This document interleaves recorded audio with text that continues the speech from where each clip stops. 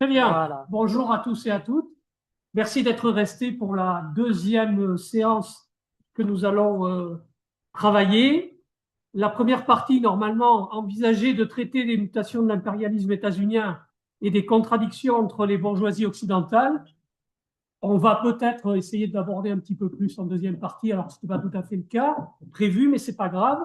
Et la deuxième partie va porter sur impérialisme états-unien et attaque du Venezuela, conséquences et résistances en Amérique latine et dans le monde.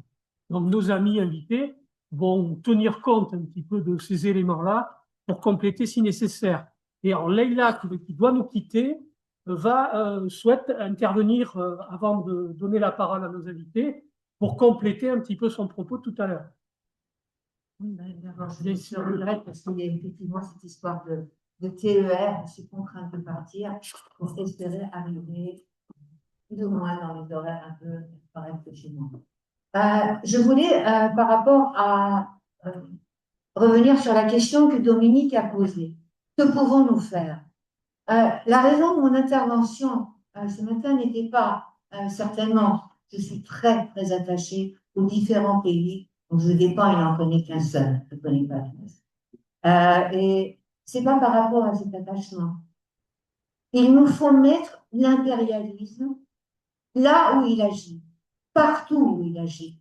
Il faut le pointer et ne pas effectivement leur permettre de le limiter. Là, c'est l'Amérique latine, c'est l'Amérique centrale, ce sont les peuples du Moyen-Orient, c'est la question religieuse entre les Arabes musulmans et les Juifs. Non, c'est là où nous trouvons notre force. Et donc cette force, elle se trouve dans une idéologie.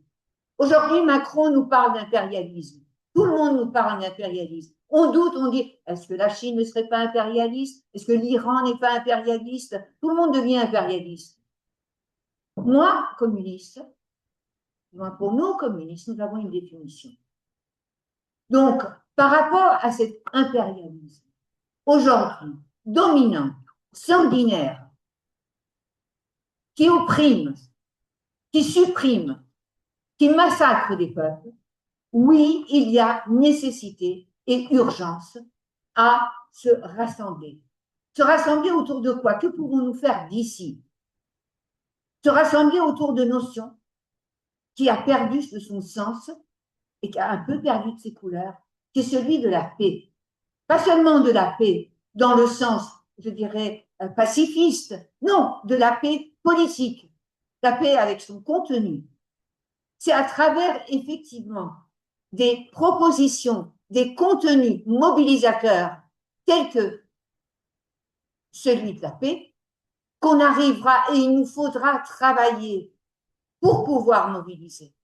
Je terminerai là-dessus. En 1949, si je me trompe, George Orwell a publié, terminé, 1984. Sa cible, c'était effectivement le grand frère, là, c'était la cible et la novlangue, c'était l'Union soviétique. L'OTAN se formait à ce moment-là. Donc, aujourd'hui, regardons cette novlangue. Regardons ce qui nous parle de frappes humanitaires, de frappes chirurgicaux. Il ne faut pas être, il y a des jeunes parmi nous, peut-être qu'on nous dit on est parmi des vieux, on est des anciens. Prenons seulement ce début vers la fin du XXe siècle et le début de ce siècle. Des États. Un, le grand seigneur. États-Unis en tête, en grand seigneur. Et aujourd'hui, il agit en grand seigneur. Et ses vassaux tout petits essayent de se débrouiller là-dedans. Mais quand il y a eu les attaques de l'OTAN sur la Yougoslavie, quand il y a eu les attaques sur la Libye, quand il y a eu les attaques sur l'Irak, la France, notre pays, était aussi, alors l'Irak 2003 non, hein, mais la Libye oui. La Libye oui. Et bien avant que l'ONU ait donné son accord, parce que les préparations se sont faites quelques semaines bien avant, je pense c'est le 19 ou le 20 mars. Donc, à nous de reposer collectivement collectivement ces questions sur la table et comprendre quand on nous parle des islamistes qui sont des monstres parce qu'ils sont musulmans. Quand on nous parle, ben c'est comme, vous savez, on peut retrouver, hein, on peut retrouver chez Renan, on peut retrouver la France, malheureusement, dans son histoire coloniale, elle n'est pas pauvre. Elle n'est pas pauvre. Ce qu'on entend, les animaux dont on nous parle, Galland nous parle au niveau de la Palestine, dans ce pays qui a des Robespierre, on les a utilisés. Donc, le subalterne, l'arabe, on est dans des considérations et dans des classifications et de race et de classe. Donc, à nous de nous donner les moyens. Alors, nous vous inviterons très prochainement, au niveau du Parti communiste, à nous retrouver autour de ce thème central qui est celui de la paix. Voilà, et je vous souhaite une bonne continuation. Il est là. Bien, nous poursuivons nos travaux et donc je passe la parole à Gloria, qui est une des animatrices de France-Amérique latine Gironde et que nous remercions d'avoir accepté de participer à cette initiative. À toi. Non, ça marche tout seul. Vas-y, à toi. Donc, merci à Espace Marx et à tous les participants de ces tables rondes.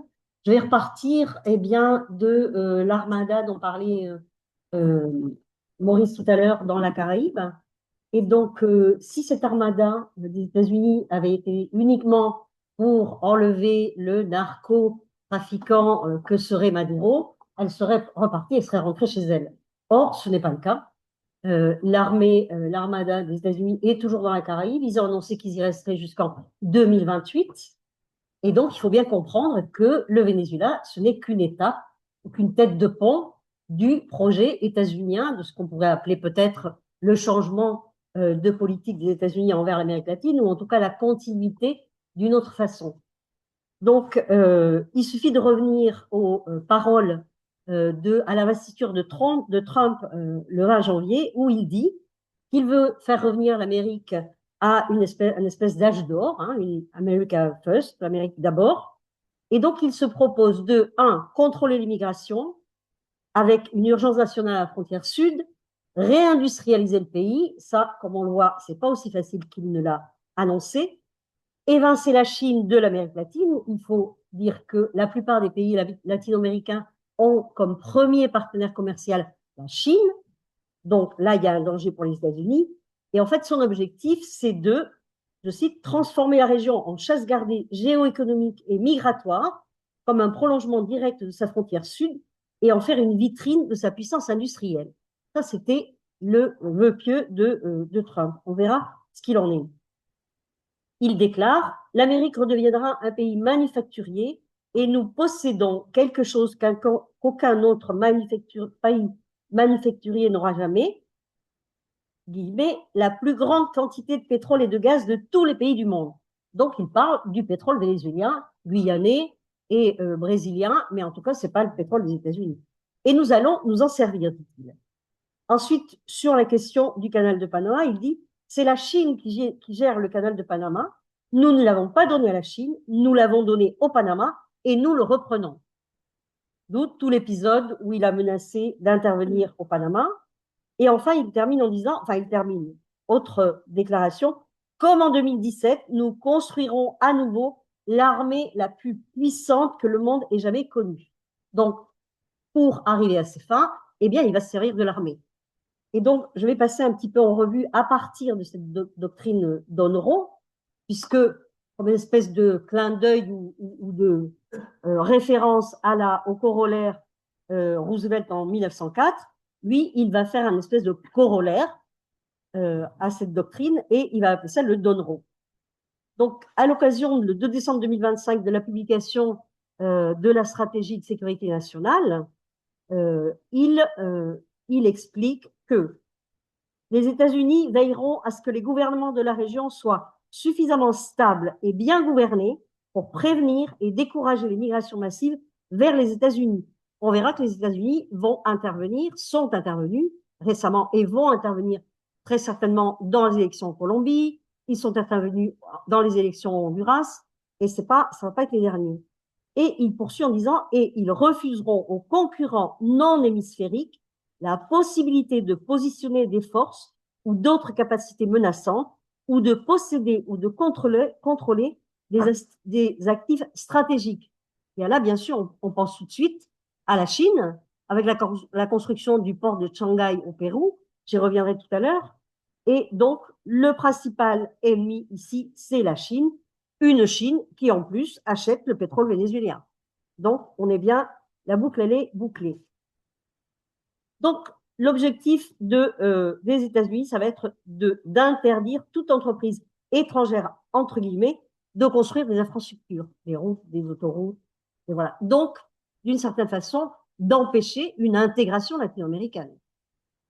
Alors, je vais continuer en voyant un petit peu, pour parler, on m'a demandé de parler des conséquences de cette nouvelle stratégie des États-Unis, ou en tout cas de cette nouvelle facette, de parler un peu des conséquences sur les pays latino-américains. Je ne vais pas parler de tous les pays latino-américains, mais à partir des différentes tournées de Marco Rubio en 2025, qui a été très actif, il a beaucoup voyagé, hein.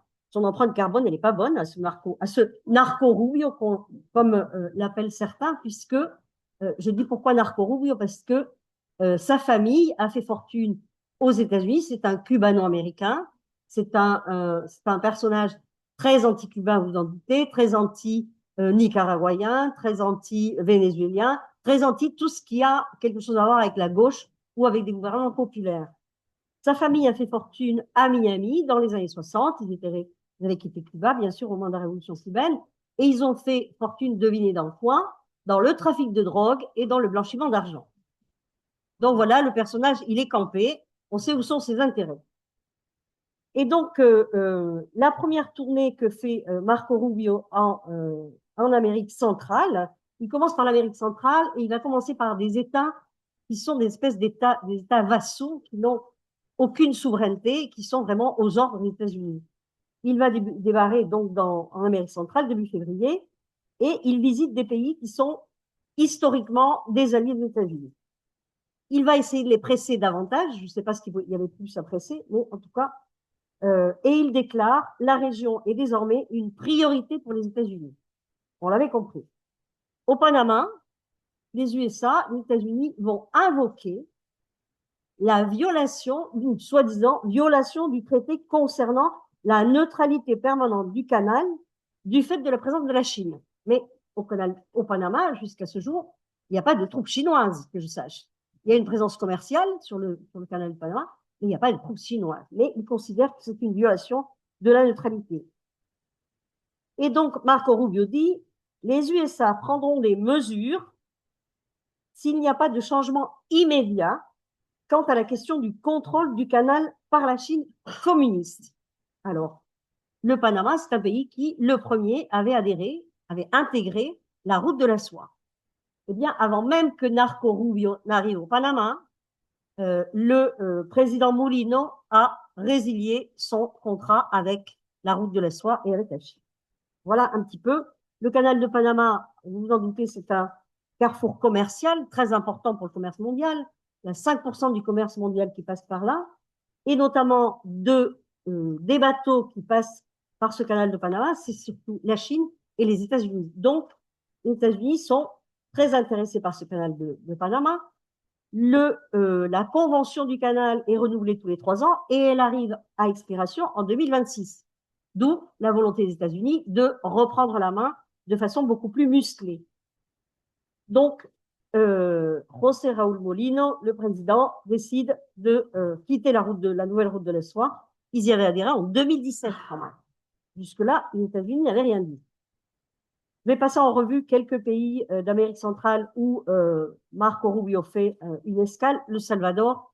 Bon, le Salvador, eh bien, c'est Bukele avec ses prisons, prisons qu'il construit pour accueillir tous les migrants expulsés des États-Unis. Le Costa Rica, il n'y a pas grand-chose à en dire, c'est toujours sous influence et sous contrôle états-unien.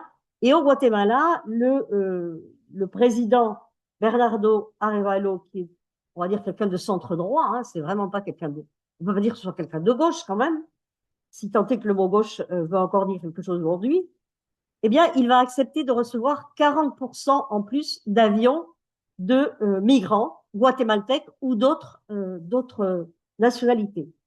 Et enfin, en République dominicaine, Luis Abinader, dont c'est le deuxième mandat, ils vont lui accorder un prêt de 40,7 millions de dollars. On sait ce que ça veut dire lorsque les États-Unis font des prêts. C'est jamais gratuit, bien sûr.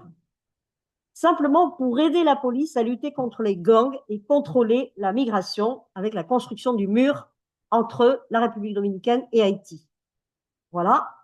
Et enfin, eh bien, en échange, la République dominicaine va autoriser les avions et les hélicoptères militaires états-uniens à décoller depuis leur base. Donc, il commence à poser ses pions. Et on voit bien qu'il y a un renforcement de la présence armée militaire des États-Unis en Amérique latine. Enfin, je vais aborder une question, les négociations commerciales, puisque les États-Unis veulent contrecarrer la présence de la Chine en Amérique latine. Ils vont commencer à renégocier des traités commerciaux, ils vont faire des prêts, ils vont menacer, ils vont se servir de la corruption et des fraudes électorales. Donc, quel est l'objectif? Piller les ressources naturelles, vendre les produits agricoles états-uniens et rester au premier rang. La plupart des pays latino-américains ont comme partenaire commercial la Chine, je vous le disais, et ils n'ont pas d'autre option parce que les États-Unis les menacent et leur disent vous ne pouvez plus commercer avec la Chine. Vous devez réduire vos échanges commerciaux avec la Chine. Mais ils leur disent pas on a une autre solution pour vos produits, pour les échanges commerciaux. Non, c'est ça et rien de plus. Donc là, on va voir, je pense dans les années qui viennent, on va peut-être voir des résistances et peut-être même des conflits parce qu'on a un entrepreneuriat latino-américain, notamment dans certains pays comme le Chili par exemple ou l'Argentine, où eh bien, les entreprises, elles vont avoir du manque à gagner. Donc on va voir un petit peu ce qui va se passer. On va voir, je vais prendre quelques pays phares pour comprendre un petit peu comment les États-Unis vont essayer de mettre en place leurs objectifs de 1, contrôler l'immigration, 2, récupérer le commerce et 3, évincer la Chine et avoir une présence militaire pour changer les gouvernements, comme ils disent, pour avoir des gouvernements qui soient favorables à leur dictat. Donc, je vais commencer par le Pérou. Pour le Pérou, c'est un État, il y a beaucoup de choses à en dire. Première chose, il y a une privatisation de Petro-Pérou en novembre, avec une recapitalisation de Petro-Pérou, qui traverse une crise financière énorme. Et donc, il va y avoir une injection de 5,3 milliards de dollars entre 2022 et 2024, et on ouvre Petro-Pérou aux investisseurs étrangers, principalement aux États-Unis. Il faut dire que le Pérou, depuis 2023, on peut dire qu'il est sous occupation militaire états-unienne. Il ne faut pas avoir peur des mots, puisque plusieurs milliers, je dis bien plusieurs, en plus des bases militaires qui se trouvent au Pérou, plusieurs milliers de militaires états-uniens se déplacent dans tout le pays avec une impunité totale, une immunité et une impunité totale, et que le Pérou vient de changer son arsenal militaire, qui était avant russe. Pourquoi il était russe? Parce que à l'époque où il y avait des conflits entre le Chili et le Pérou, le président péruvien, les Chiliens avaient un arsenal militaire états-unien, et donc le président péruvien s'était dit c'est pas une bonne idée si on a les mêmes arsenals militaires, parce que les États-Unis donneront toujours la priorité au Chili et pas à nous. Donc ils avaient acheté du matériel russe. Là, on revient à des achats, je dirais, de l'OTAN, avec l'achat de sous-marins coréens, des armes israéliennes, des armes et des avions des États-Unis, ou suédois ou français, on ne sait pas encore. On va voir qui c'est qui va remporter le marché. Il y a 24 avions qui sont en lice. Alors, les Péruviens, dont le premier partenaire commercial est la Chine, au Pérou, donc, il y a la construction du port de Shanghai, qui devait devenir un hub portuaire pour l'Amérique du Sud, puisque tous les bateaux qui partent vers l'Asie devaient passer soit par Manzanillo au Mexique, soit par un port des États-Unis. C'est-à-dire qu'il fallait acheminer tout ça, soit au Mexique, soit aux États-Unis, pour après traverser, aller vers l'Asie. Or là, le port de Chancay, qui est à 80 km de Lima, eh bien, ça allait être un hub portuaire qui allait pourvoir, qui allait permettre à toutes les marchandises du Chili, de la Colombie, mais même de la partie ouest du Brésil, de pouvoir gagner 10 jours de traversée et réduire les coûts de façon très significative. De plus, ça allait permettre quoi? Eh bien, la construction d'autoroutes, la construction de routes. Voilà, ça allait faire un développement et d'une certaine façon, une intégration latino-américaine. Donc, toutes les marchandises qui passaient par la côte pacifique, elles pourraient aller directement vers l'Asie. Les USA et le Pérou signent un accord qui donne la base militaire de Lima, c'est-à-dire la plus grosse base militaire du Pérou. Elle est maintenant sous contrôle états-unien et avec une permanence des États-Unis pendant 10 ans. La base militaire de Lima, elle est juste à côté du plus grand port du Pérou qui est El Callao et à 80 km de Chancay, donc ce qui allait être l'hub portuaire pour l'Amérique du Sud. On voit que le Pérou, 40% du pays est donné en concession aux entreprises étrangères, notamment des États-Unis. Et en plein dans l'application de la prime de sécurité nationale, les États-Unis essaient de contrecarrer les actifs stratégiques aux mains d'entreprises non hémisphériques. L'entreprise états-unienne de gaz EIG rachète 49,87% des actions de l'entreprise péruvienne qui s'appelle Transportadora de Gaz, donc qui contrôle les champs de gaz et les oléoducs, qui acheminait le gaz par oléoduc pour après être transporté. Elle assure 40% de l'électricité du Pérou.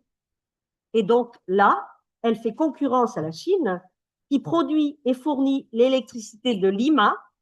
Et ça représente, c'est une entreprise chinoise qui produit et qui fournit l'électricité dans tout Lima.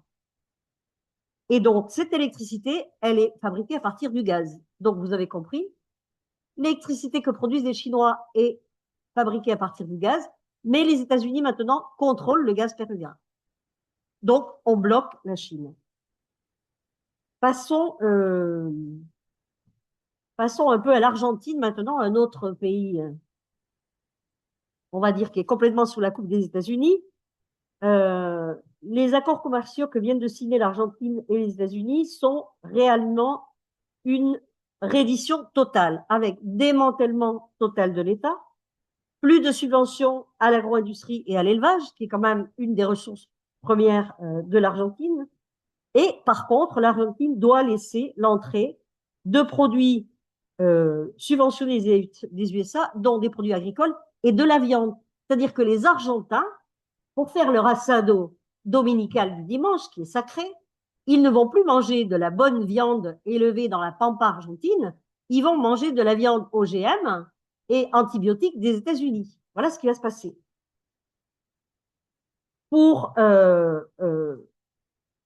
arriver à tout ça, les États-Unis font un prêt de 20 milliards à l'Argentine et pour faire réélire Milei, eh bien, Trump menace au moment des élections, il dit il n'y aura pas de prêt si ce n'est pas Milei qui est réélu. Total, il a été réélu. Mais ça ne s'arrête pas là. Les États-Unis vont contrôler le port d'Ushuaia, qui est un port stratégique, il est tout à fait au sud de l'Argentine. On est face au détroit de Magellan. Il fait un lien entre le Pacifique et l'Atlantique. Et on est à 1000 km de l'Antarctique, ce qu'on appelle le continent blanc, qui intéresse grandement les États-Unis du fait des ressources naturelles qu'il y a sous la glace. Nous passons au Honduras. Au Honduras, on se souvient, les États-Unis interviennent dans les élections de nombreux pays d'Amérique latine. On se souvient de l'élection complètement controversée en Équateur. Et bien là, en Honduras, on a 3 candidats qui se présentaient. Un candidat qui était la continuité du gouvernement national populaire de Xiomara Castro, Parti libre. Un candidat social-libéral, on va dire, et puis un candidat nettement néocolonial et libéral. Juste avant les élections, Trump dit que son candidat, c'était Tito Asula, vous avez deviné lequel, le néocolonial et libéral. Et les Honduriens qui vivent aux États-Unis reçoivent une notification chez eux qui stipule que si Azula n'est pas gagnant des élections, ils ne pourront plus envoyer d'argent au pays. C'est-à-dire ce que l'on appelle les remessas, cet argent qui est envoyé par les travailleurs des États-Unis, mais pas que des États-Unis, par les latino-américains qui vivent partout dans le monde et qui envoient une aide à la famille, eh bien, les États-Unis interdiront cet envoi d'argent. On avait eu la même chose en 2005 au Salvador, où on avait un candidat ex-guerrillero du Front Farabundo Martí de Libération Nationale qui se présente aux élections avec une intention de vote de 65%, même menace, mêmes effets, il n'a pas été élu. Je vais passer je vais revenir un petit peu sur la Bolivie, parler un petit peu de la Bolivie. Donc, mais peut-être avec peut-être pour enchaîner sur la deuxième partie, qui est un petit peu voir s'il y a des résistances en Amérique latine. En Bolivie, on a un président qui s'appelle Rodrigo Paz, mais on a surtout un vice-président qui est Edman Lara, qui était capitaine de police à El Alto et qui a une assise populaire et qui, d'une certaine façon, allait faire de l'ombre au président. Le président Rodrigo Paz l'évince totalement et à partir de là, le gouvernement de Bolivie va s'aligner totalement sur les États-Unis, avec notamment une réforme. Il commence à démanteler l'État, à réformer une loi qui était une aide sur le pétrole et sur l'essence pour les camionneurs. Mais là, les Boliviens, les syndicats boliviens se mettent en grève. Il y a plusieurs grèves, plusieurs mouvements sociaux, et à ce jour, la réforme, elle est stoppée. Alors, la Bolivie, c'est un pays qui suivra de près, justement, dans cette offensive des États-Unis, puisque la Bolivie, avec le triangle, ce qu'on appelle le triangle du lithium entre Chili, Argentine et Bolivie, la Bolivie détient 50% des réserves mondiales de lithium. Des réserves de lithium qu'elle allait exploiter et mettre en exploitation avec l'aide de l'Europe et aussi des Chinois. Donc, à suivre. Et je parle maintenant un petit peu, et je regarde parce que je parle plus que Maurice. Alors ça commence à m'inquiéter si je parle plus que toi. Les résistances, voilà. Je vous demandais de parler un petit peu des résistances. Quelles sont les résistances face à cette attaque Alors, le Brésil. Trump a bien essayé de pressionner et de menacer le Brésil. Donc, au début, il a mis des droits de douane à 25%, notamment sur le café. Mais le problème du Brésil, c'est que le Brésil, c'est une économie quand même très puissante et qui a un rôle dans les BRICS. Donc, c'est une espèce de mastodonte. Hein, donc, entre le Brésil et le Mexique, ce sont les deux épines dans le pied un petit peu de Trump en ce moment. Et donc, il y a une espèce d'embargo sur le café brésilien. Les caféculteurs brésiliens ne se prennent pas la tête, ils vendent leur café aux Chinois. Et donc là, tout de suite, Trump rétropédale et enlève. Et fin de jeu, il n'y a plus de droits de douane complètement improbable. La Bolivie, il faudra suivre parce que très certainement que c'est là qu'il va y avoir une résistance, et une résistance non seulement des syndicats, mais surtout de la population qui, on le sait, hein, on se souvient de la guerre de l'eau, on se souvient de la guerre du gaz, on se souvient ensuite de El Alto, et donc les populations boliviennes sont très, très combatives, organisées, et voilà. Alors, je vais revenir sur une tournée qu'a fait Marco Rubio au Mexique et en Équateur. Pourquoi au Mexique? Parce que pour parler un petit peu aussi des résistances, hein, puisque le Mexique, c'est sans doute le pays qui fait le plus peur aux États-Unis. Pourquoi? Parce que d'abord, ils ont une frontière quand même qui est très grande, avec plusieurs milliers de kilomètres avec les États-Unis, même s'ils ont mis des murs et s'ils ont mis plein de systèmes de surveillance. Mais c'est surtout parce que l'économie et la production industrielle états-unienne est complètement imbriquée dans l'économie et la production mexicaine. C'est-à-dire que vous avez des usines au Mexique qui fabriquent des pièces qui sont montées, notamment dans l'industrie automobile, mais aussi dans tout ce qui est électronique, dans divers secteurs, qui sont montées de l'autre côté de la frontière aux États-Unis. Donc, c'est très difficile de s'attaquer à l'économie mexicaine sans se tirer une balle dans le pied, même dans les deux pieds. Donc, le Mexique, c'est un pays dont 80% de la production est vendue aux États-Unis. Et donc, cette guerre déclarée, elle est un petit peu complexe à mettre en place. Donc, en fait, ce qu'essaient de faire les États-Unis à minima, c'est d'éviter que les produits qui arrivent de Chine et qui passent par le Mexique ne soient réétiquetés et vendus aux États-Unis. Donc, se focalise là-dessus pour essayer d'empêcher cette petite manœuvre. Et ce qu'il faut dire du Mexique dans, je dirais, dans cette résistance, c'est que le Mexique est un des seuls pays qui a déclaré et demandé à ce que le Venezuela soit respecté, qu'on respecte sa souveraineté, que les États-Unis partent du Venezuela et que la flotte parte de la Caraïbe, et que Maduro et que sa compagne soient ramenés au Venezuela. Et Claudia Sheinbaum, elle n'a jamais failli sur ces déclarations. On n'est pas dans les atermoiements et dans les un coup j'avance et deux coups je recule de Petro ou de Lula, pour être sympathique avec eux. Et donc, en fait, le Mexique défie les États-Unis. Il envoie de l'aide humanitaire à Cuba. Il continue de négocier pour pouvoir envoyer du pétrole à Cuba. C'est en négociation. Et à ce jour, il n'a pas été sanctionné par les États-Unis. Et bien que M. Trump avait récemment signé un décret stipulant que tout pays qui acheminé du pétrole vers Cuba serait frappé de droits de douane. Il avait dit, il n'y aura plus de pétrole ni d'argent pour Cuba, zéro. Eh bien, ça, c'est pas encore gagné. Enfin, il y a un autre élément qui pourrait être intéressant dans la résistance à cette embestida, je cherche le mot en français, cette attaque des États-Unis sur l'Amérique latine, c'est une coopération renforcée entre le Brésil et le Mexique, qui a commencé à s'aborder. Enfin, les discussions ont eu lieu lorsque Lula est allé à l'investiture de Claudia Sheinbaum.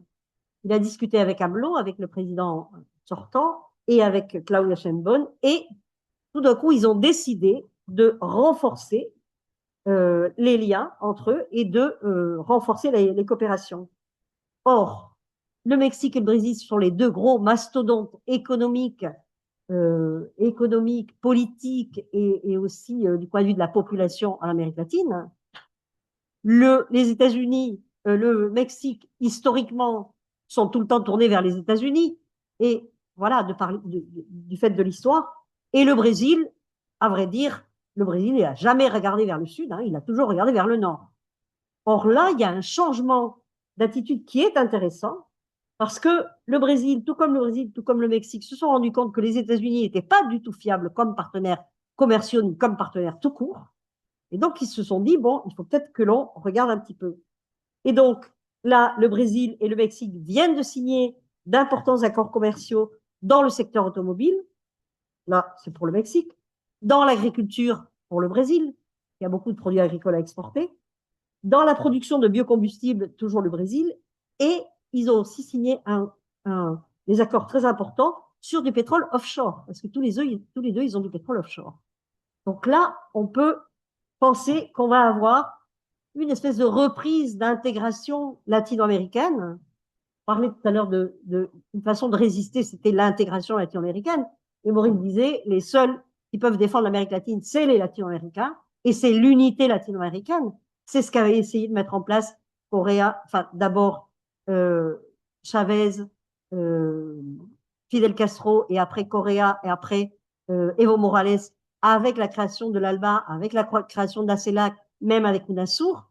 Donc, cette intégration latino-américaine, qui incluait même une banque latino-américaine qui pourrait faire des prêts, et donc faire la concurrence à la BID et au FMI, etc., eh bien là, peut-être que du fait de l'arrogance des États-Unis et de leur violence envers l'Amérique latine, peut-être qu'on va arriver, de par l'économie, etc., à revenir à une forme d'intégration latino-américaine. Voilà un petit peu ce que j'avais à dire. Et je crois que je m'arrête là. Non. On m'avait demandé de parler aussi des projets que nous avons, nous, France-Amérique latine, en Amérique latine. Donc, France-Amérique latine, on a des projets de développement en Amérique latine. Depuis 2010, à peu près, 2010. On a des projets à Cuba, au Venezuela, en Colombie. Pendant très longtemps, on a eu 2 projets, un en Colombie, un à Cuba. Les projets sur la Colombie, c'était au moment, on n'était pas encore arrivé aux accords de paix.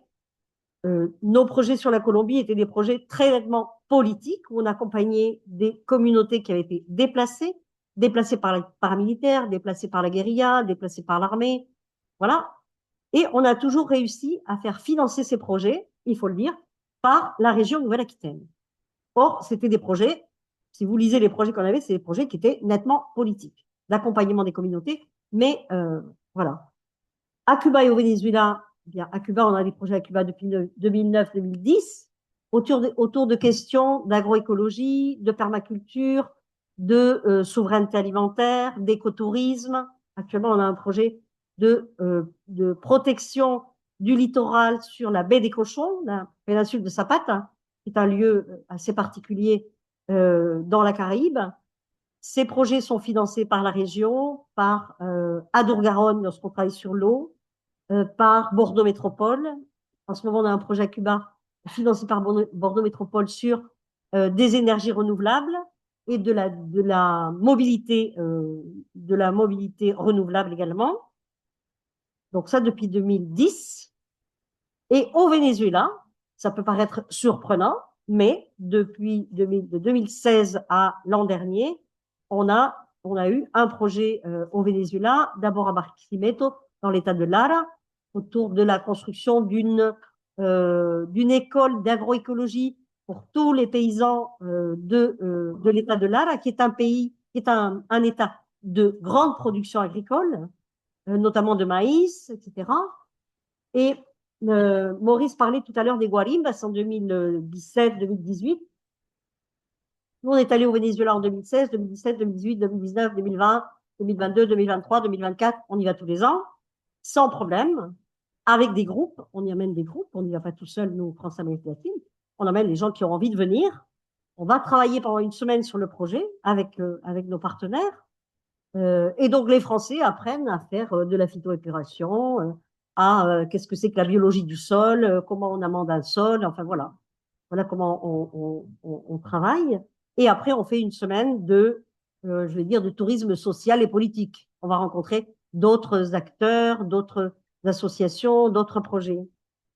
Et au Venezuela, on n'a jamais eu de problème pour s'y déplacer. On n'a jamais eu de problème pour avoir des aides de l'État, des ministères, comme à Cuba d'ailleurs. À Cuba, les gens nous disent, mais comment vous faites pour mais oui, à Cuba, on travaille avec le ministère de l'Environnement, on travaille avec l'armée qui nous prête des camions pour transporter des choses. Enfin, je veux dire, à partir du moment où vous montrez que votre projet, il est pour le bien-être de la population, je veux dire, il n'y a pas de frein. Non seulement il n'y a pas de frein, mais il y a des aides. L'État il accompagne grandement. Et au Venezuela, notamment, à Barquisimeto, on y était en 2018, une semaine avant de prendre l'avion pour aller au Venezuela. En 2018, toutes les compagnies aériennes, je ne sais pas si vous vous souvenez, avaient annulé tous leurs vols sur le Venezuela parce que déjà les États-Unis avaient dit que le Venezuela, il y avait danger, etc. Je ne sais pas quoi. Total, comme en novembre, les compagnies aériennes avaient du jour au lendemain annulé tous leurs vols. Air France, Iberia, etc. Et nous, je ne sais pas comment, le Bombillo, on a vraiment été illuminés. On avait acheté nos billets d'avion à la TAP. Et la TAP, qui est la compagnie portugaise, il faut savoir qu'il y a une très grosse colonie portugaise au Venezuela. Il y a beaucoup de Portugais au Venezuela. Beaucoup de gens de Madère aussi, enfin voilà. Et donc, nous, on avait acheté nos billets à la TAP et donc on pouvait voyager. Sauf qu'une semaine avant, 5 jours avant, les copains de Barquisimeto nous appellent et nous disent, voilà, on a été attaqués par une quinzaine de personnes lourdement armées qui nous ont attachés, frappés, qui nous ont volé même nos chaussures et nos portables, les ordinateurs, les voitures, les camions, 500 tonnes de nourriture qu'ils avaient fait rentrer parce qu'on allait faire un atelier d'une semaine, 2 ateliers d'une semaine avec des gens qui venaient de tout le Venezuela. Et donc, les Guarimbas, c'était ça. Et l'année d'après, idem, on a été bloqué parce que dans l'état de l'Arc, c'est un état qui était très fortement impacté par les Guarimbas et notamment par des groupes qui arrivaient de la frontière colombienne avec des assassinats ciblés, etc. Donc voilà. Mais par contre, au Venezuela, on a toujours pu s'y déplacer, on a toujours pu faire nos projets. Et on a travaillé avec des communes. Et donc là, je fais le lien avec la résistance. Au Venezuela, bien sûr, la résistance, elle se fait parce il y a un PSUV et il y a des organisations populaires que Chavez et que le PSUV ont mis en place, ont accompagné et ont permis de se développer, qui sont très solides. Et il y a surtout les communes. Je pense que la commune, la résistance, elle va venir de la commune. Il faut penser que le Venezuela, État rentier du pétrole, achetait toute son alimentation à l'étranger, bien sûr. Et qui est-ce qui importait toutes ces denrées alimentaires pour alimenter les Vénézuéliens? Eh bien, c'était des grandes entreprises vénézuéliennes, des 5, 6 grosses entreprises d'import-export vénézuéliennes, qui, lorsque les États-Unis leur ont dit guerre totale contre le Venezuela, importaient la nourriture, mais la stockaient pour faire monter les prix. Ils avaient droit à des dollars à prix préférentiel pour pouvoir importer, et ils stockaient tout et ils créaient la pénurie. Et donc après, dans les journaux en France, je me souviens, on disait, il n'y a pas de papier toilette au Venezuela. Et nous, on était au Venezuela à ce moment-là, et les supermarchés étaient pleins de papier toilette. Et on discutait avec les gens dans la rue, et si vous discutiez avec des gens qui étaient plutôt classe moyenne, étudiants, etc., ils disaient oui, oui, mais il n'y a pas de liberté d'expression. Et ici, on disait oui, mais 97% de la presse, elle est de droite. Les télévisions sont de droite. Donc pourquoi tu dis qu'il n'y a pas de liberté d'expression? Oui, mais quand même, il n'y a pas de liberté d'expression. Donc même au Venezuela, il y a toute une classe moyenne qui n'est pas en phase avec la réalité.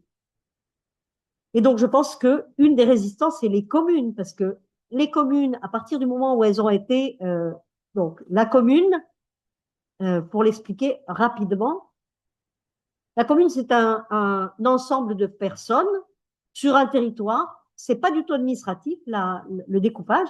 Ce sont des gens qui créent des conseils communaux pour discuter et voir qu'est-ce qu'il y a à faire sur le territoire. Comment on aménage mon territoire? Est-ce que j'ai besoin d'un collège? Est-ce que j'ai besoin d'un stade de foot? Est-ce que j'ai besoin de refaire des maisons parce qu'elles sont en train de s'ébouler, etc.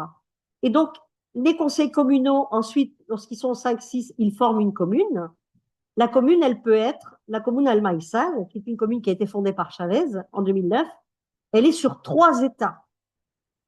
Sur cette commune, il y a une douzaine de lycées, 15 collèges. Enfin, c'est une commune énorme, énorme. Et puis, il y a des communes qui sont un quartier de Caracas, par exemple. Il y a des communes urbaines, il y a des communes en ville, il y a des communes en Amazonie, il y a des communes partout. Il suffit que les gens se mettent d'accord sur l'aménagement du territoire. Ils font un projet. Donc, jusqu'en 2017, ils faisaient un projet, ils budgétaient le projet. L'État pouvait leur prêter des économistes pour les aider à budgéter le projet ou pour les aider s'ils avaient besoin d'un architecte, on leur envoyait un architecte pour les accompagner dans le travail. Et à partir de là, ils présentaient le budget au ministère des Communes et le ministère des Communes, 3 mois après, leur donnait l'argent pour mettre en place ce qu'ils avaient décidé. Avec une condition, c'est que les gens qui allaient travailler sur ces projets d'aménagement devaient être des locaux. Et s'ils n'avaient pas le personnel formé pour travailler sur ces projets, on envoyait des brigades qui allaient former les gens du coin qui n'avaient pas de travail pour faire les travaux. Donc, c'est quand même très intéressant en termes de démocratie réellement réelle. Non? À partir de 2017 et de la guerre multifacétique contre le Venezuela, eh bien, le ministère des Communes, il avait beaucoup moins d'argent, vous en doutez. Donc, aujourd'hui, ce qui se passe avec les communes, c'est que chaque commune va décider de 10 projets qui sont discutés. Dans les communes, on ne vote pas. On discute jusqu'à arriver au consensus. Donc, la réunion, elle peut prendre une demi-journée, mais elle peut prendre 3 jours. On discute, on ne vote pas. On vote après au moment des projets. Donc, chaque commune va proposer 10 projets. Et à partir de là, 2 projets vont être votés par les habitants. Un projet va être financé par l'État Et le deuxième projet va être financé par le gouvernement de l'État ou de la ville dans laquelle se trouve la commune. Voilà ce que c'est les communes. Et je pense que c'est là que va se faire la résistance réelle. Pourquoi? Parce que entre 2017, où le Venezuela importait 85% des denrées alimentaires qu'il consommait, et aujourd'hui le Venezuela produit 92% de l'alimentation qu'il consomme. On aimerait bien, en France, avoir la même chose. Parce qu'en termes de souveraineté alimentaire et de sécurité alimentaire, eh bien, c'est chapeau. Et si vous allez au Venezuela et que vous allez dans des communes, vous verrez que toutes les communes ont des espaces de production. Toutes. Ils ont tous des jardins intensifs bio, un peu à la mode de organoponicos. Si vous êtes allé à Cuba, vous avez sûrement vu ces jardins intensifs bio en ville et à Cuba qu'ils ont appelés organoponicos, qui sont bio, qui ont été travaillés en permaculture. C'est les Australiens qui sont venus former les Cubains à la permaculture. Eh bien, au Venezuela, c'est pareil. Et je finirai par un seul petit détail. En 2015, peut-être que vous l'avez oublié ou que vous l'avez pas su parce que nos médias nous parlent tellement du Venezuela que on en a les oreilles rabâchées complètement. Hein.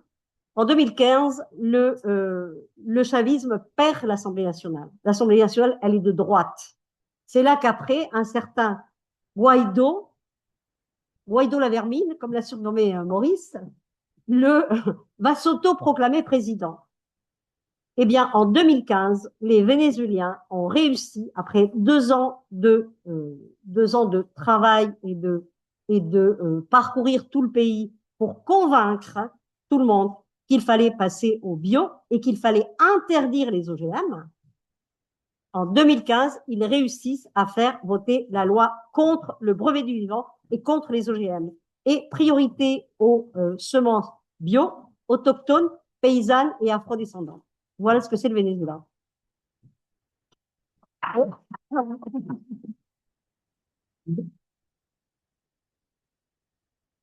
Merci Gloria.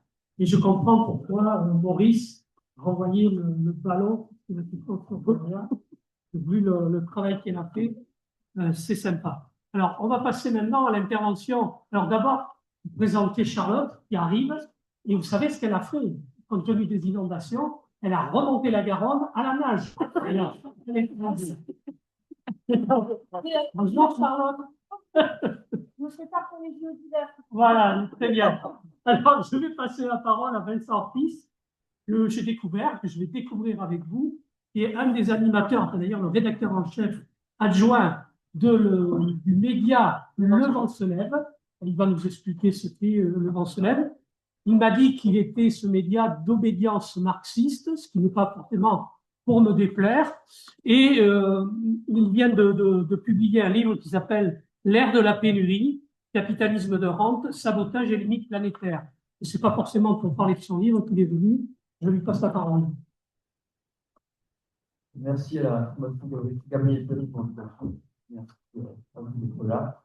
Oui, en 2 mots, le Vent se lève, c'est un média créé il y a maintenant près d'une décennie qui analyse les événements de politique nationale et surtout internationale avec un prisme, oui, marxiste, assez ouvert, mais comme tel. Et on s'est beaucoup intéressé à l'Amérique latine depuis une décennie parce que c'est là-bas que, il y avait des événements politiques intéressants. C'est un sous-continent dans lequel il y a des luttes sociales, des réformes économiques, des événements diplomatiques qui défient le consensus dominant, sur laquelle on a beaucoup, beaucoup étudié. Alors, je vais essayer de compléter les interventions de Maurice Lemoine et de Gloria Vergès, qui vient de détailler à la fois la permanence et les différents visages de l'interventionnisme nord-américain en Amérique latine.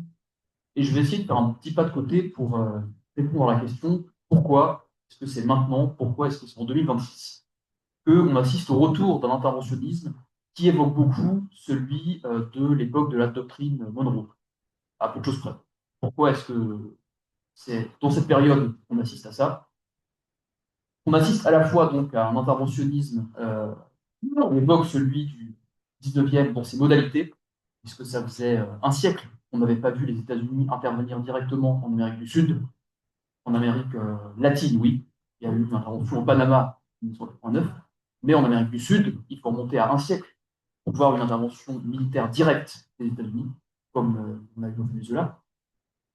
Et c'est un interventionnisme qui est aussi inédit dans son efficacité à certains égards, puisque Cuba, on n'a pas encore trop parlé, mais Cuba, on peut dire, en tout cas depuis un mois, n'a jamais été aussi isolé.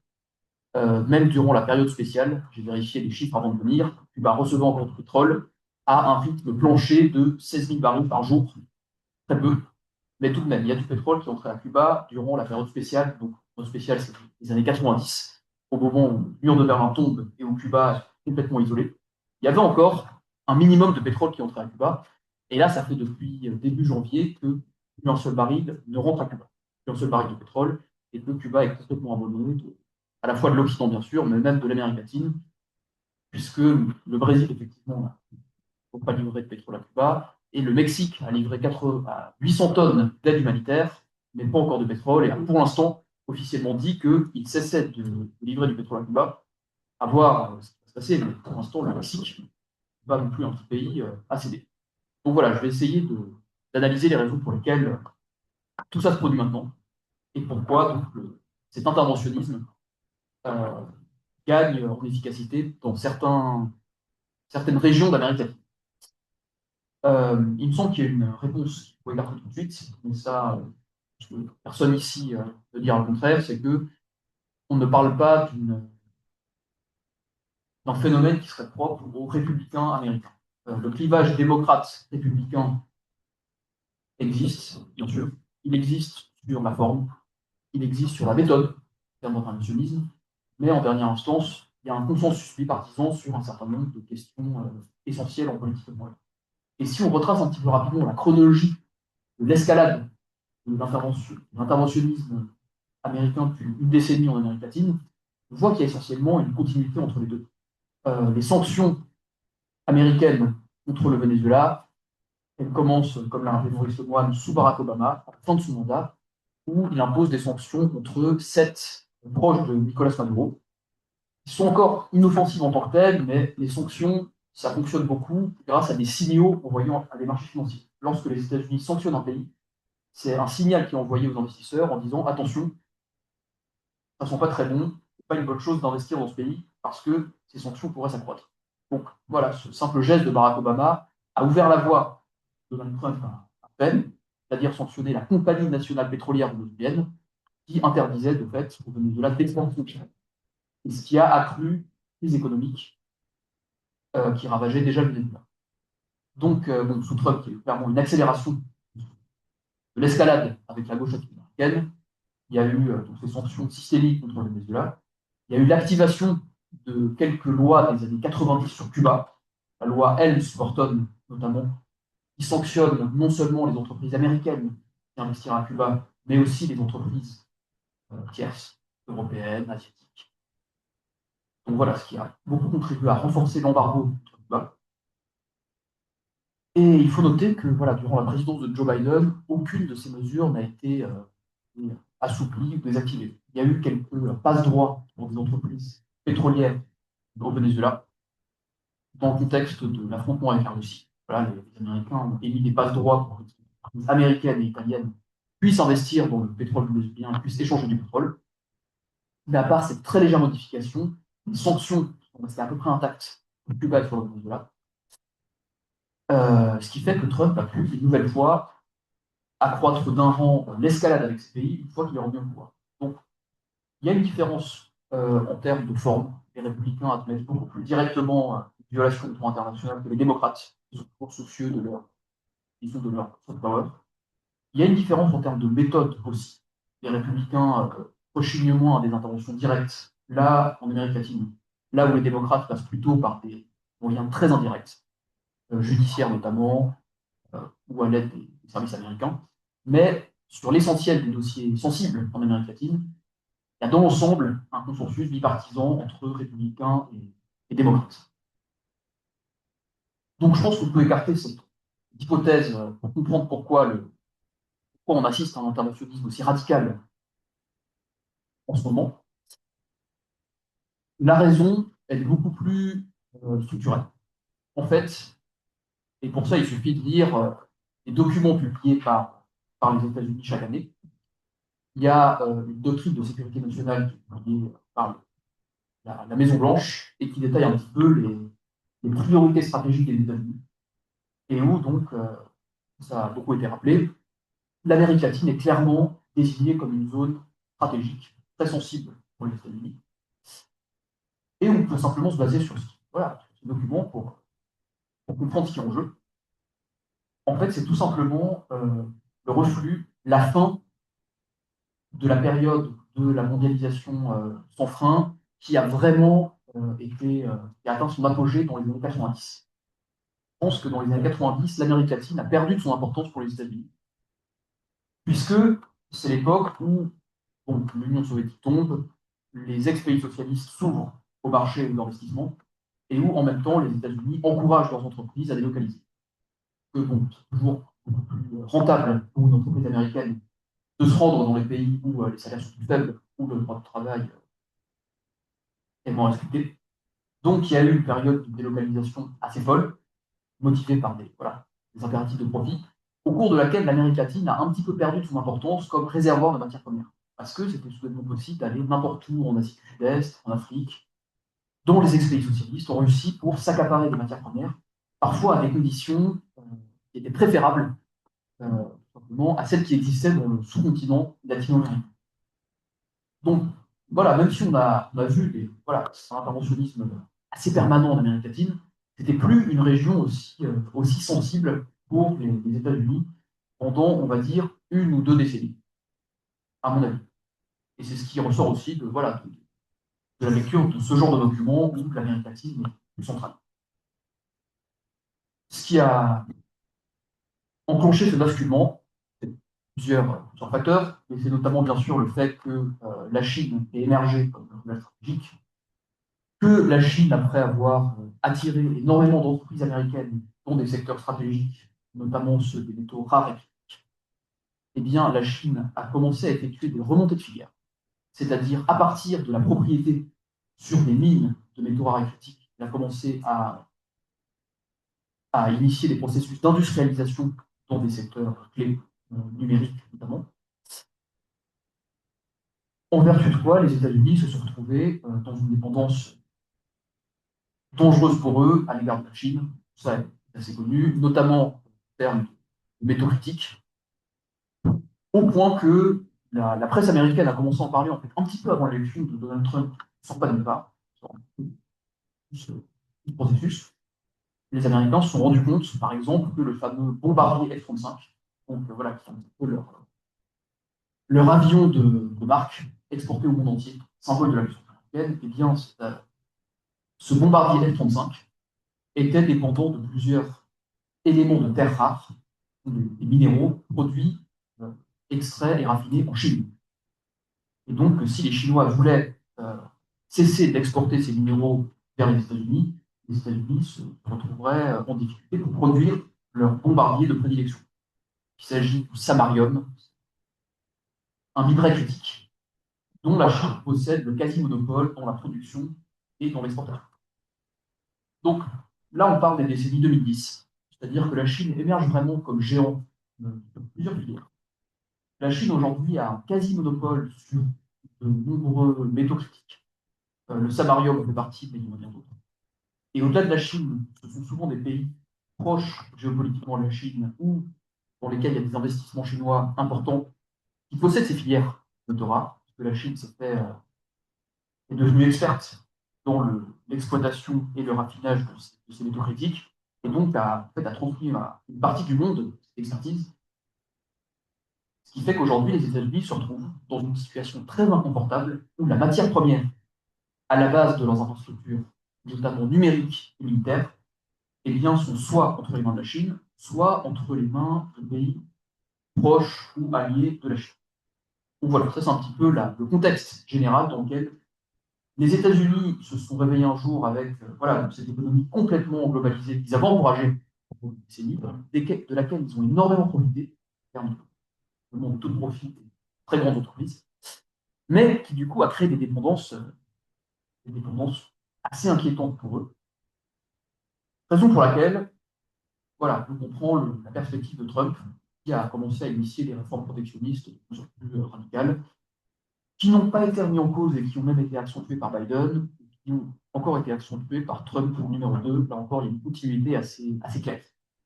Sauf dans, dans la forme, pardon, sur le ton, mais sur une mesure prise, il y a une continuité qui est assez claire. Peut-être juste un mot sur les métaux critiques, parce que presse, on parle sans arrêt, sans trop détailler pourquoi est-ce qu'ils sont aussi centraux. En fait, ce sont des métaux qui sont des capacités semi-conductrices, c'est-à-dire qu'ils peuvent conduire l'électricité et en même temps, ils sont disposés d'une certaine manière couper cette conduction, et donc ils sont absolument fondamentaux dans tout ce qui relève des infrastructures numériques. C'est eux qui sont la matière première de l'ensemble des infrastructures numériques. Parmi les métaux critiques, qu'on appelle les terres rares, et qui, elles, sont centrales pour la production d'aimants. Et les aimants, en fait, on ne s'en rend pas compte, mais ils sont absolument partout. Dans les téléphones portables, il y a des micro-aimants tournés processeurs de manière automatique. Dans les bombardiers, puisqu'on parlait de F-35, il y a des aimants tournés l'ensemble des composants électroniques. Et bon, voilà, sans aimants, il y a une partie importante de la technologie contemporaine qui, juste, ce sera d'exister. Donc, c'est quelque chose qui est vraiment fondamental dans l'infrastructure économique globale. Donc face à ça, face à cette prédominance chinoise sur les métaux critiques, les États-Unis ont commencé à vouloir relocaliser leur production. Donc évidemment, après des décennies de délocalisation partout dans le monde, les États-Unis, comme tous les pays occidentaux d'ailleurs, avaient perdu en fait une bonne partie des technologies nécessaires à faire tourner cette industrie, avaient perdu les savoir-faire, avaient laissé en friche certaines mines, par exemple aussi. Pas possible pour eux de relocaliser aussi brutalement et de retrouver ce qu'ils étaient dans les années 60, 70, 80, avant l'ouverture à la mondialisation.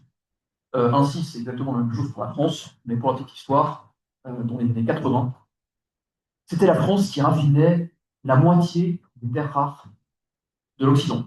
50% des terres rares occidentales étaient raffinées en France. C'était via Rhône-Poulenc, dans une commune normande dont le nom m'échappe, que je ne connais pas.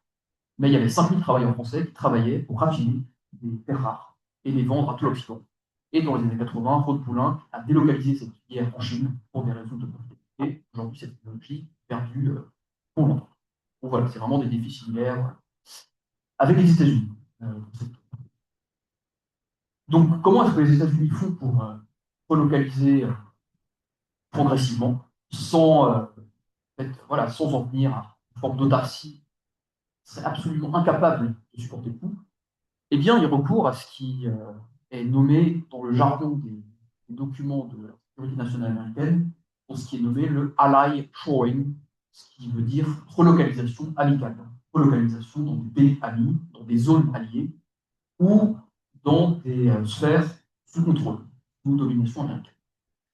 Et c'est pour ça que l'Amérique latine redevient anticentrale. C'est la raison pour laquelle les États-Unis en reviennent à un interventionnisme de type 19e siècle, très directement dans leur hémisphère, parce qu'ils ont besoin de pays qui soient à portée de main, parce qu'ils ont besoin de pays qui puissent être sous leur domination géopolitique directe.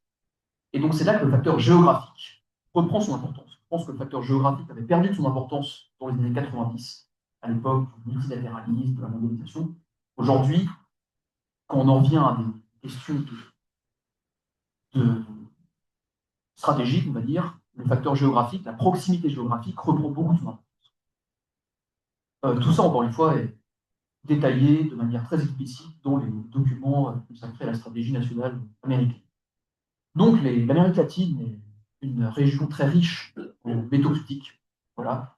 Donc, Gloria a parlé de triangle du lithium, qui s'étend de la Bolivie jusqu'au Chili et en Argentine, où il y aurait, selon les estimations, voilà, toujours une différence entre les réserves estimées et les ressources à disposition, mais ce serait entre 60 et 70% des réserves de lithium mondiales considérables.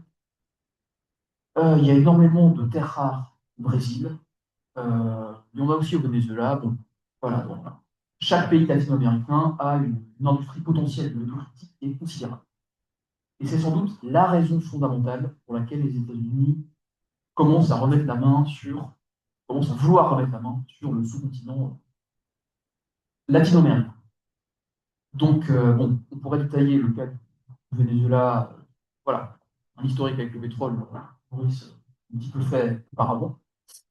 Euh,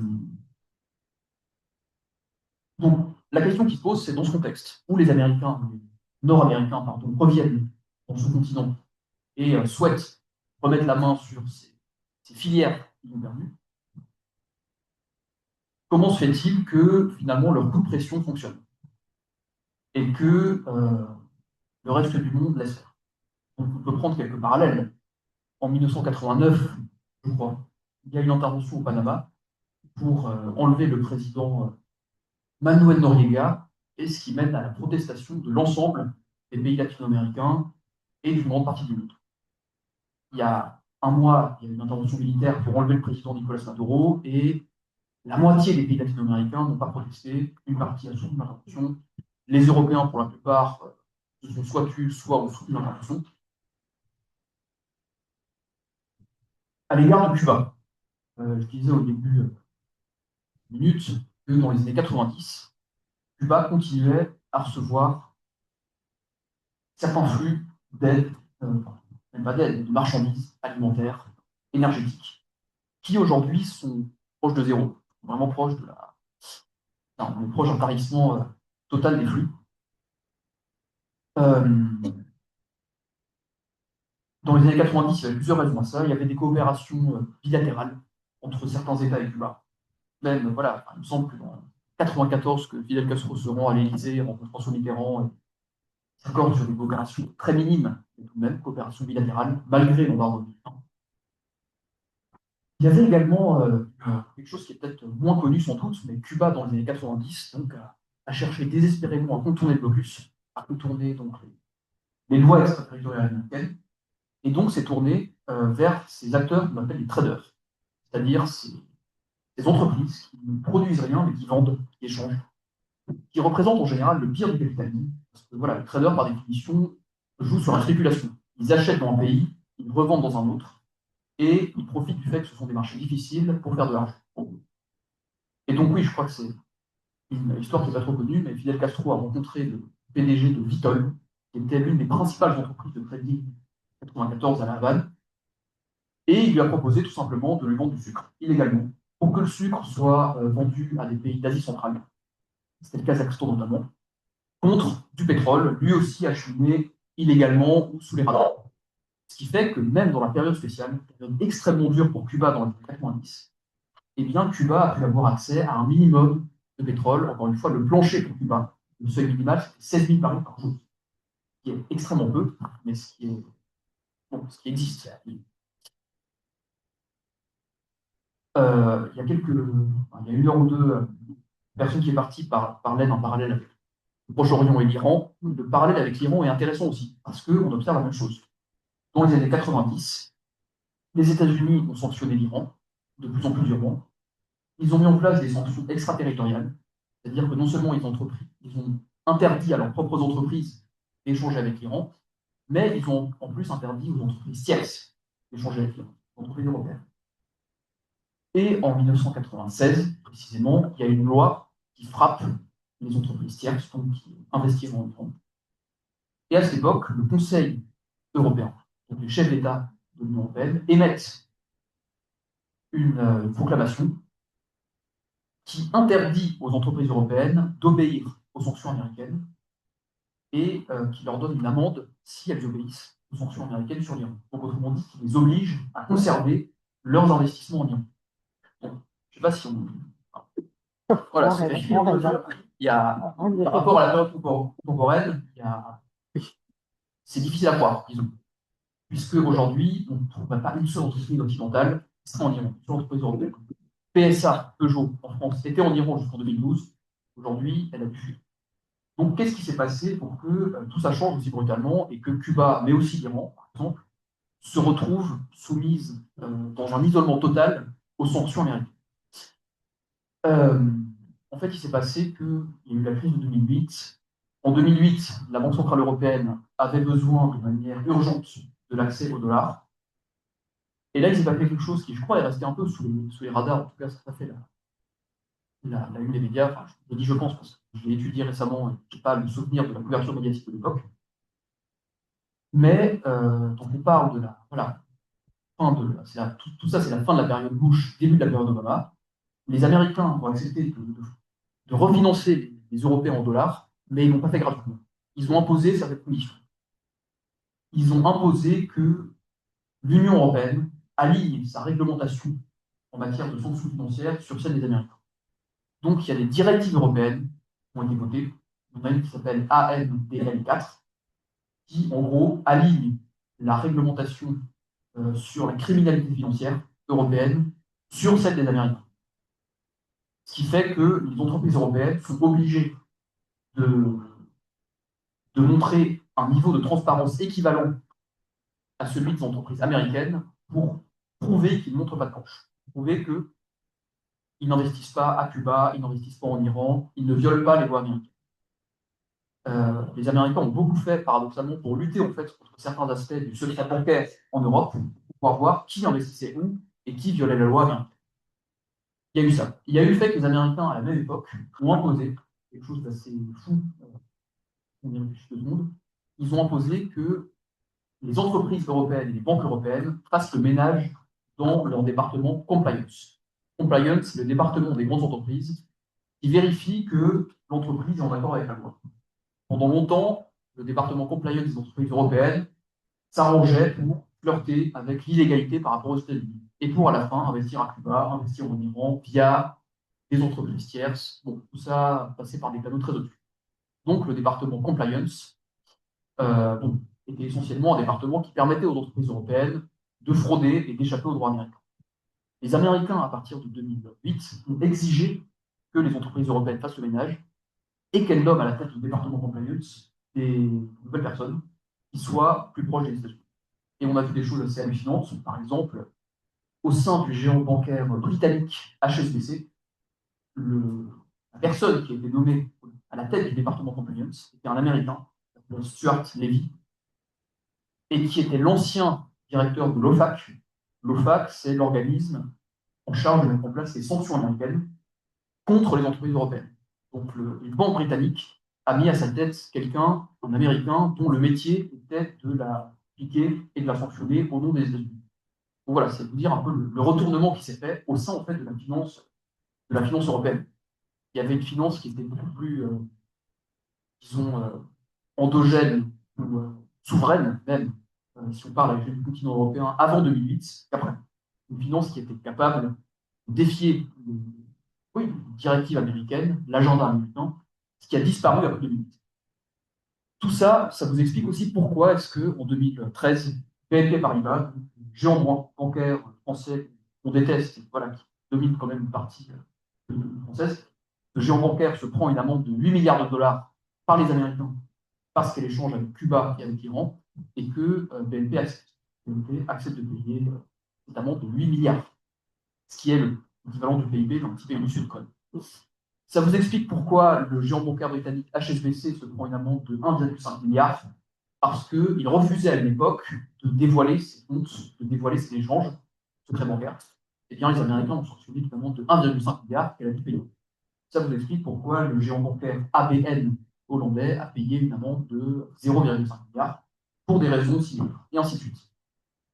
Ce qui fait qu'à la fin, les banques et les investisseurs européens ont cessé d'investir dans les pays sanctionnés par les Américains, Cuba, l'Iran, le Venezuela, la Corée du Nord, peu importe, la Biélorussie, la Syrie à une époque, le Soudan à une époque, tout ça.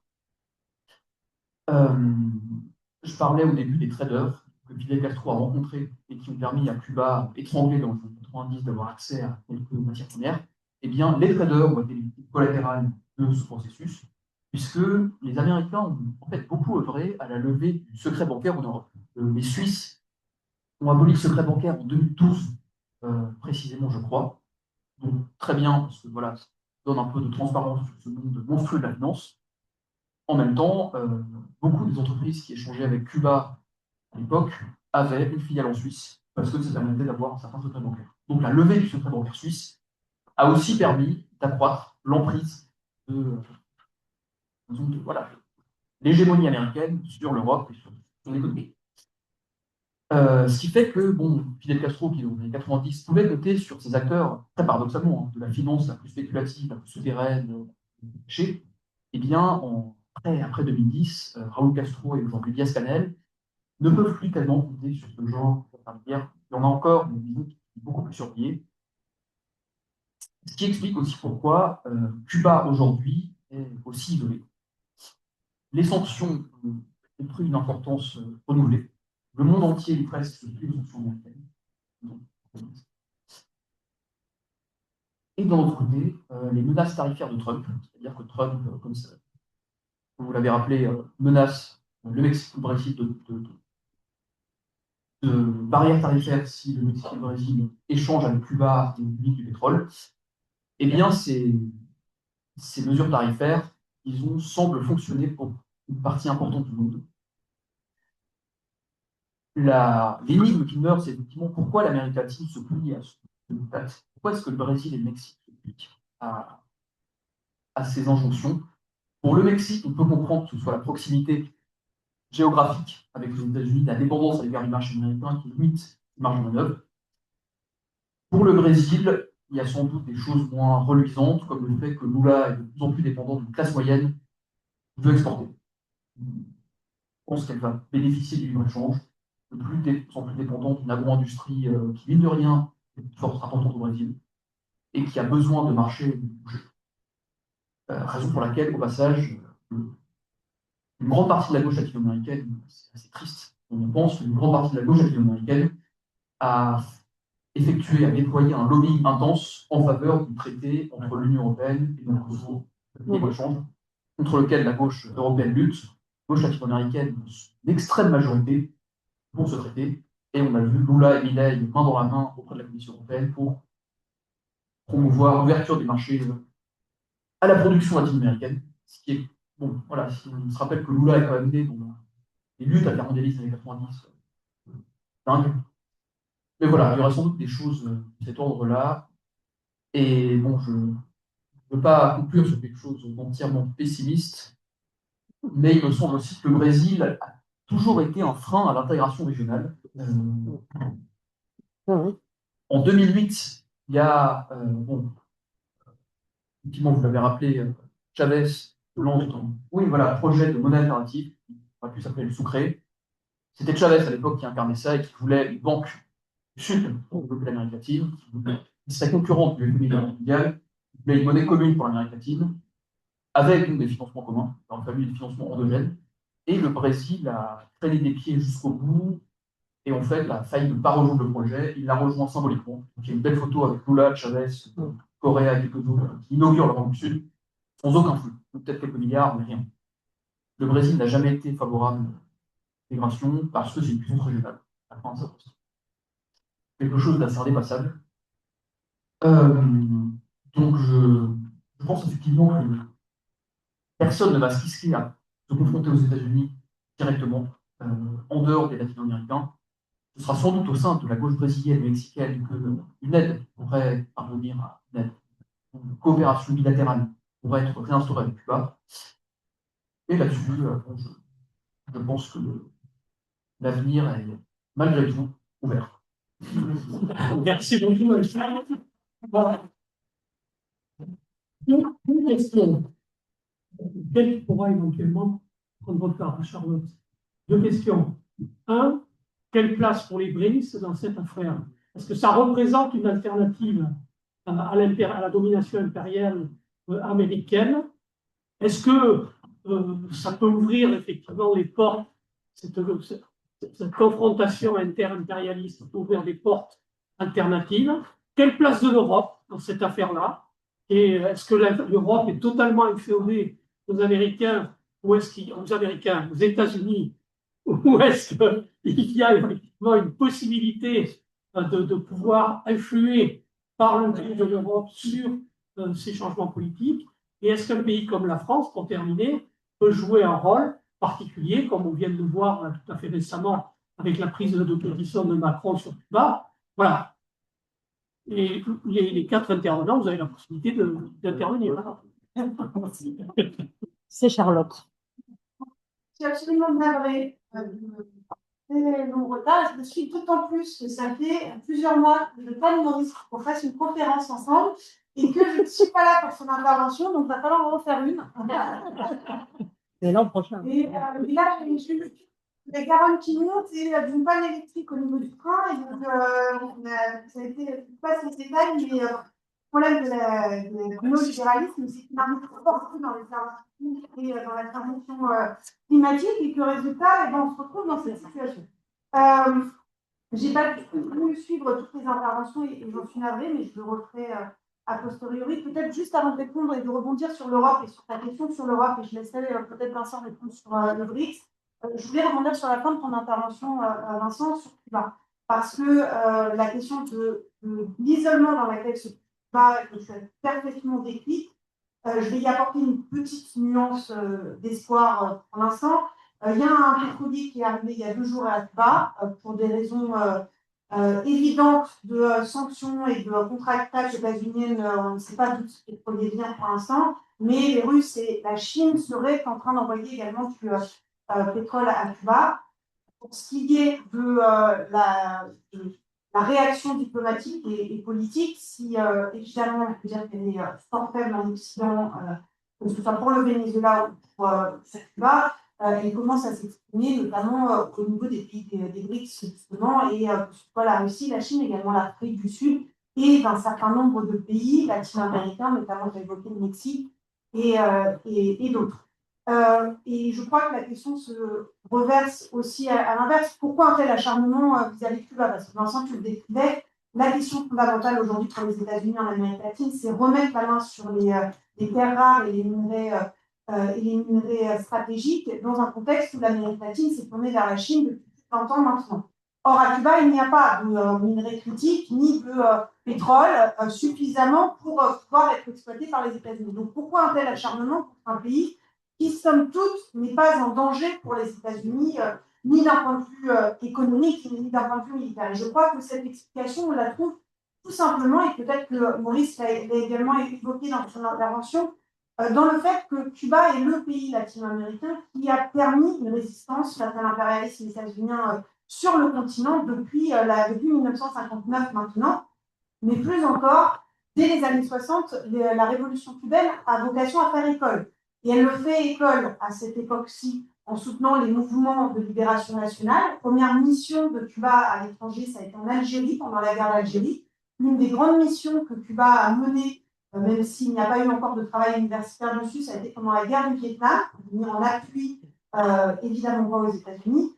Et en Amérique latine, ça a été le terreau, en réalité, des mouvements de libération latino-américains, mais également de la gauche latino-américaine dans son ensemble, et y compris de la gauche plutôt centriste, telle que tu viens d'évoquer avec Lula, par exemple. Il n'y aurait pas eu, à un moment donné, de gouvernement de gauche en Amérique latine qui ont osé relever la tête face à l'impérialisme américain, nord-américain, s'il n'y avait pas eu Cuba pour résister, pour former à la fois des médecins et des cadres politiques, et pour également assurer leur protection en partie, puisque, vous le savez sans doute, par exemple, pour ce qui est d'Hugo Chavez, suite au coup d'État de 2002, eh bien, ce sont les Cubains qui assuraient la sécurité du président de la République du Venezuela. C'est d'ailleurs les Cubains qui ont aussi fait massacrer lors de l'attaque du 3 janvier, puisque 32 d'entre eux ont péri lors de l'attaque des États-Unis.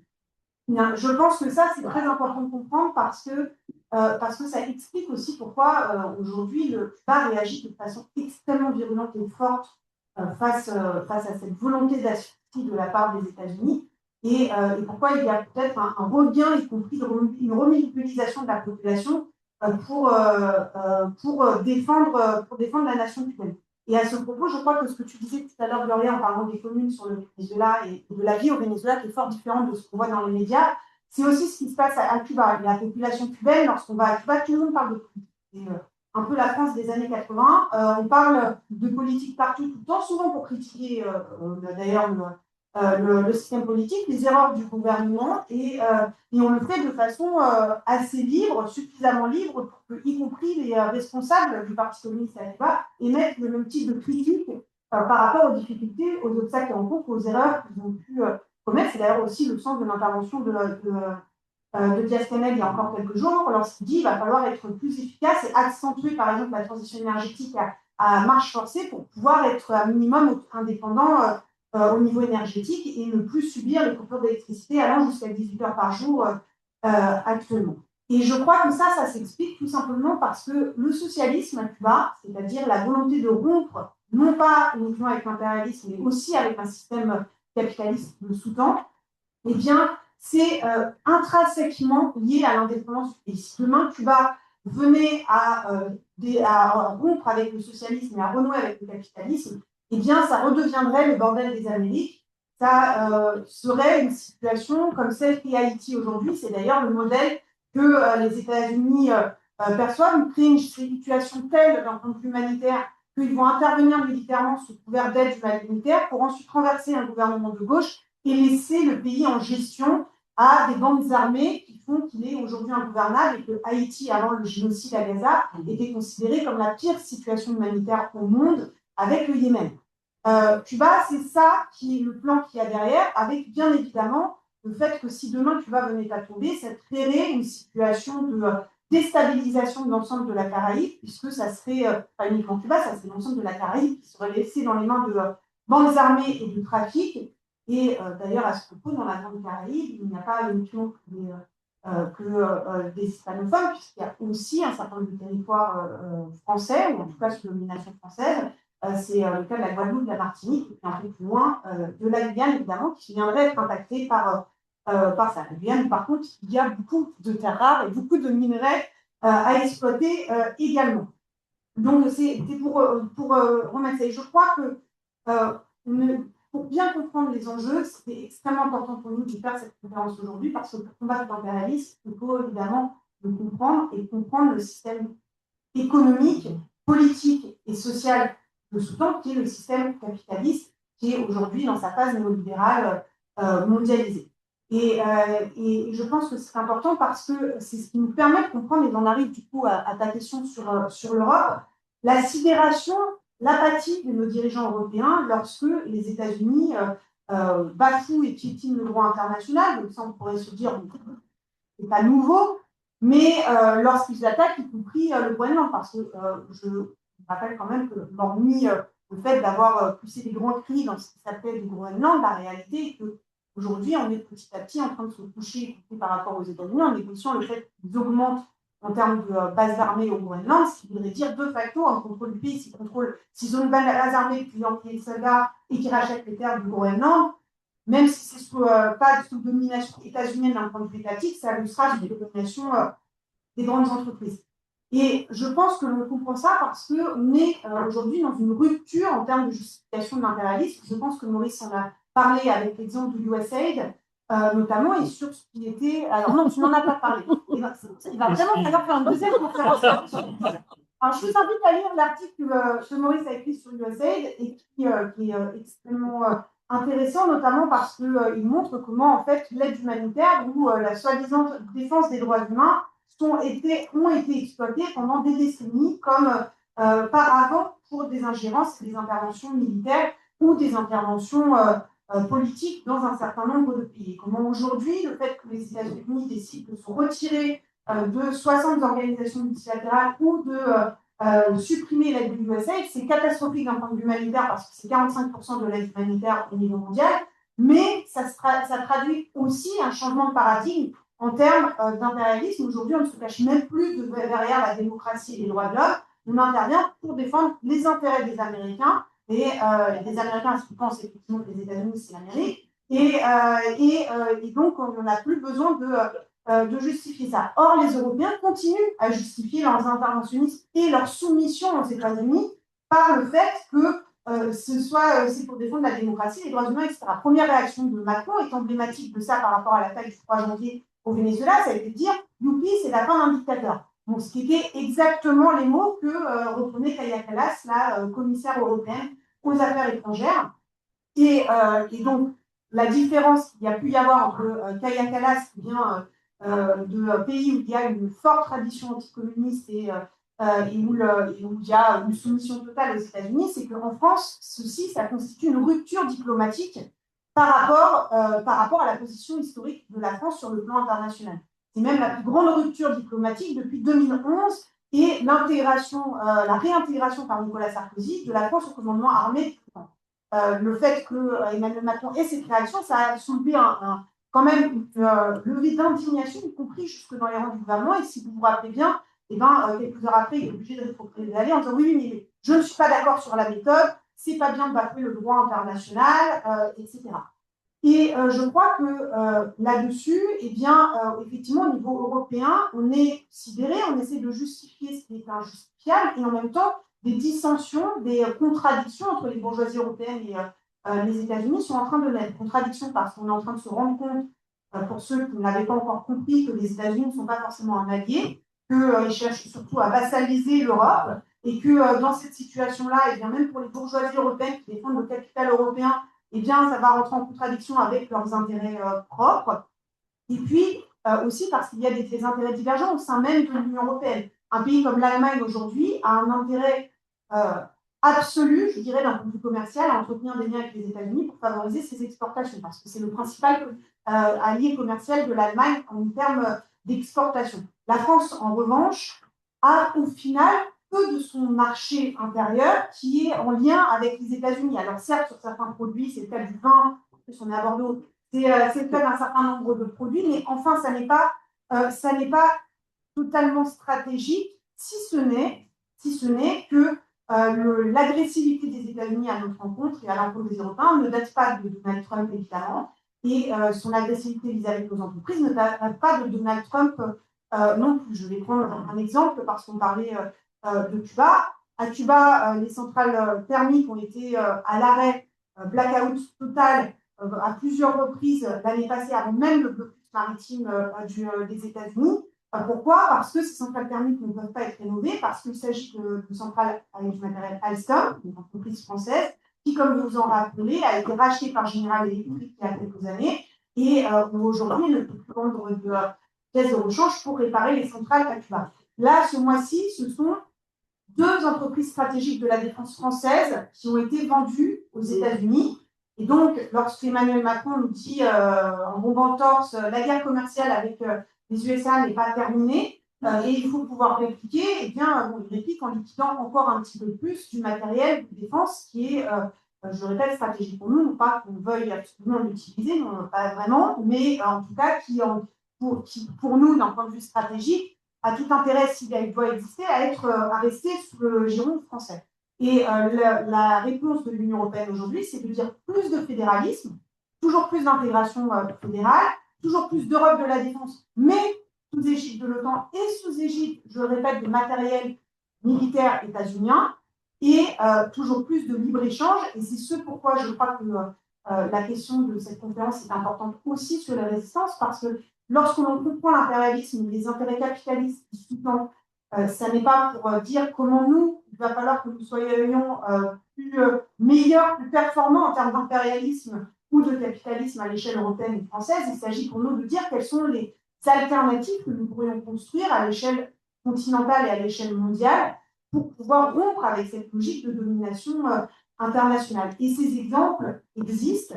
Ils ne sont pas ça. Effectivement, on a cité l'ALBA. Un des exemples, l'ALBA a été un exemple de diplomatie alternative au niveau mondial, c'est-à-dire d'échange pour le développement et la réalisation des objectifs de développement durable au niveau latino-américain.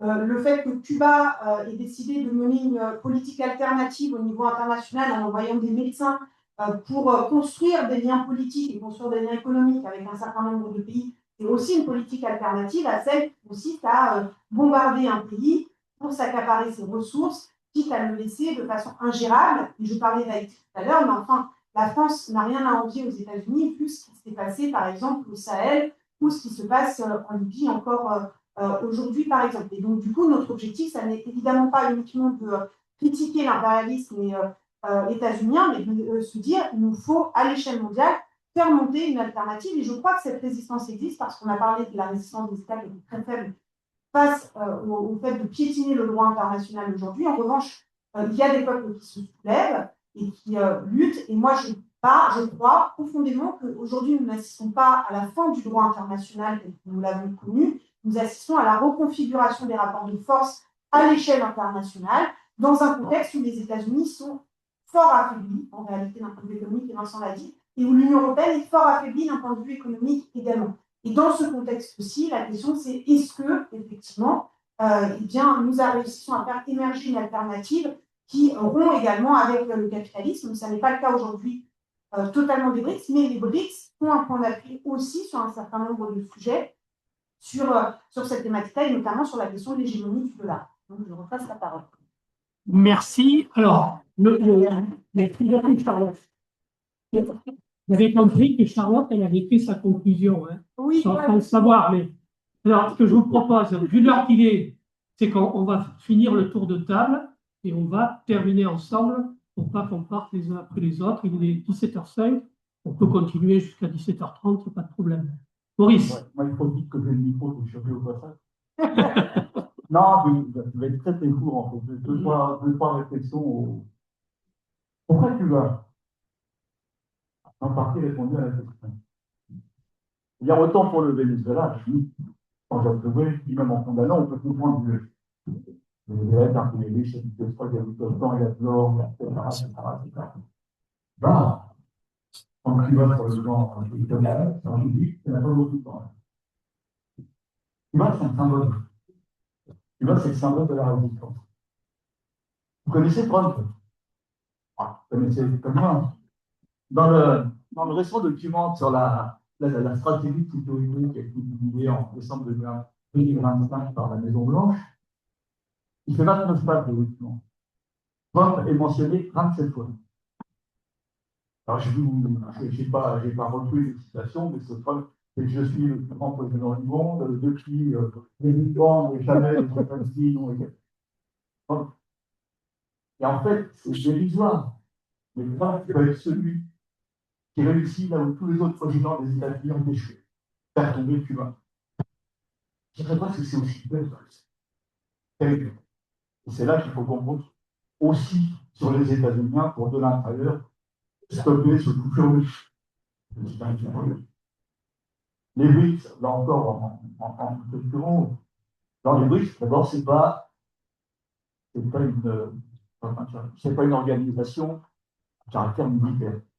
Donc les Russes ou les Chinois ne veulent pas venir en mer de Caraïbes faire la guerre aux États-Unis pour défendre Cuba ou le Venezuela. Dans la stratégie de Trump, il y a aussi les BRICS. Il vient d'annoncer, ça durera ou ça ne durera pas, parce que vous savez comment ça fonctionne avec lui, enfin, il vient d'annoncer qu'il autorise le Venezuela à vendre du pétrole à l'Inde. Et par contre, il l'interdit à la Chine. Et donc, il met un point dans les BRICS, entre l'Inde et la Chine. Donc, vous avez cet ensemble de choses qui parfois sont logiques. À la limite, on peut trouver le logique. C'est détruire les BRICS. Et de l'irrationnel. Et effectivement, on est dans une phase complètement nouvelle des relations internationales. On avait jusqu'à présent, même chez des gens comme Reagan, l'idéologie anticommuniste, l'obsession anticommuniste ou Nixon. Là, on est dans la configuration du CFDT, donc le document auquel je fais référence, c'est America First. On reprend le contrôle, et en particulier de l'Amérique latine. Il n'y a pas un mot sur la Russie dans le document. Il y a la Chine et l'Amérique latine. La Chine, on l'écarte, l'Amérique latine, on reprend le contrôle. Vincent? Pourquoi avoir beaucoup d'ajouter par rapport à tous les deux? Sinon, peut-être que je ne pense pas que les BRICS dans les médias changent grand-chose au sort de Cuba, de Venezuela et des pays assez périphériques dans l'ordre mondial, en fait, en mer des Caraïbes, dans la mesure où le pays qui pourrait le plus directement enclencher des coopérations avec eux, c'est encore une fois le Brésil, et que pour les raisons qu'on a mentionnées, il ne sera sans doute pas à court terme, et qu'effectivement, les BRICS n'ont pas de caractère militaire, les Chinois n'ont pas intérêt à une escalade mer des Caraïbes avec les États-Unis. Donc, à mon avis, ce ne sera pas des BRICS qui vont venir salut pour Cuba, là, sauf peut-être pour le pétrole. Mais vu que les Américains sont présents militairement, ça va être intéressant de voir ce qui va se passer pour les pétroliers russes qui sont annoncés à Cuba, que les Russes vont oser défier la marine américaine. Est-ce que les Américains ont osé arrêter à raisonner de pétroliers russes? Ce serait une nouvelle étape quand même. Donc non, je ne pense pas qu'il y ait grand-chose à attendre des Briques pour moyen terme. Et du côté de l'Union européenne, bon, Charlotte a dit effectivement que la réponse à la crise actuelle, c'est plus le fédéralisme, l'Europe de la défense et compagnie. Je pense, mais là je parle de manière détachée des institutions qui ont organisé cette conférence, mais que la tâche de la gauche, ce serait d'envisager qu'est-ce que ce serait du coup, quelle serait la voie, et est-ce qu'elle ne passerait pas par moins de fédéralisme et de démantèlement, voire pour toute partie, des institutions qui ont été mises en place dans les années 90, tout simplement parce que l'existence de la Commission européenne et de cette directive, l'existence de la Banque centrale européenne et de sa monnaie unique sont un obstacle pour une diplomatie indépendante à l'égard des États-Unis. Si on s'intéresse seulement, par exemple, à la question des échanges bilatéraux et de voilà, ce que pourrait faire la France à l'égard de Cuba. Ce que pourrait faire la France, c'est favoriser des canaux alternatifs. Parce qu'on reste dans un cadre, voilà. J'envisage pas le grand soir. Simplement, un gouvernement simplement souhaiterait avoir une politique alternative à l'égard de Cuba. Dans un cadre du capitalisme, même néolibéral, ce serait d'envisager des canaux alternatifs à ceux de la finance américaine pour permettre aux entreprises françaises d'échanger avec Cuba, ce que les entreprises françaises veulent. Il y a plusieurs fois des cadres du BDF qui ouvertement se sont exprimés à l'égard du fait qu'ils adoraient Cuba, qu'ils voulaient investir là-bas et que les Américains les ont montés cher. C'est dans l'intérêt rationnel du parti du capitalisme français que de vouloir ce genre de biens bilatéraux. Simplement, à cause, par exemple, de cette directive européenne à habitat 4, eh bien, les entreprises françaises sont obligées de montrer la transparence la plus totale à l'égard des pays avec lesquels elles échangent. Ce qui fait qu'une entreprise française ne peut pas, comme dans les années 90, passer par une série d'intermédiaires, de sociétés, grandes de filiales, pour, à la fin, échanger avec Cuba, en cash ou avec des circuits parallèles. Les possibilités n'existent plus parce qu'elles sont soumises à des obligations de transparence qui, à la fin, voilà, avantagent beaucoup les Américains, peuvent voir qui échange avec qui et qui peuvent sanctionner très directement. Donc voilà, ce genre d'obstacles juridiques qui sont intrinsèques au cadre européen sont un problème fondamental. Après, on pourrait parler plus largement de la soumission diplomatique européenne à l'égard des États-Unis, qui s'est accrue énormément depuis les années 90, qui montre bien que plus la fédéralisation de l'Europe progresse, plus la construction européenne progresse, plus la soumission diplomatique progresse également. Donc voilà, tous les raisonnements qui consistent à dire que c'est parce qu'on n'a pas achevé la construction européenne qu'on n'est pas encore autonome sont. Voilà, c'est son plan. C'est à peu près tout ce que j'ai à dire. Ben moi, je vais rester sur Cuba, puisque tout le monde parle de Cuba. Et oui, je crois que Cuba prend Cuba parce que c'est un modèle de solidarité, Cuba. J'ai une amie qui m'a envoyé tout à l'heure un message avec une photo.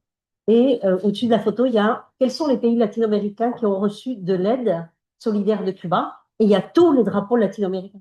Cuba a aidé tous les pays latino-américains à un moment ou à un autre, d'une façon ou d'une autre. Donc, c'est un modèle de solidarité, c'est un modèle de. Il faut se rappeler aussi que, par exemple, Mandela, le premier voyage de Mandela et le premier président qu'il rencontre, c'est Fidel Castro. Et donc, il reconnaît tout le travail qu'a fait Cuba dans la libération de l'Afrique du Sud. Cuba, c'est l'Angola aussi. Et le travail, l'aide et la participation à la libération de l'Angola de Cuba, enfin, vous allez à Cuba et tout le monde a quelqu'un dans sa famille qui a été en Angola, avec la douleur de tous les Cubains qui sont morts en Angola, bien sûr. Hein. Et puis, Cuba, c'est aussi 20 000 étudiants, jusqu'à il n'y a pas très longtemps, 20 000 étudiants africains tous les ans qui étudiaient à Cuba gratuitement pour former des étudiants en médecine, des ingénieurs, etc. C'était des boursiers africains. Pourtant, Cuba, si vous y êtes allés, ils ne roulent pas sur l'or, les Cubains. Enfin, voilà.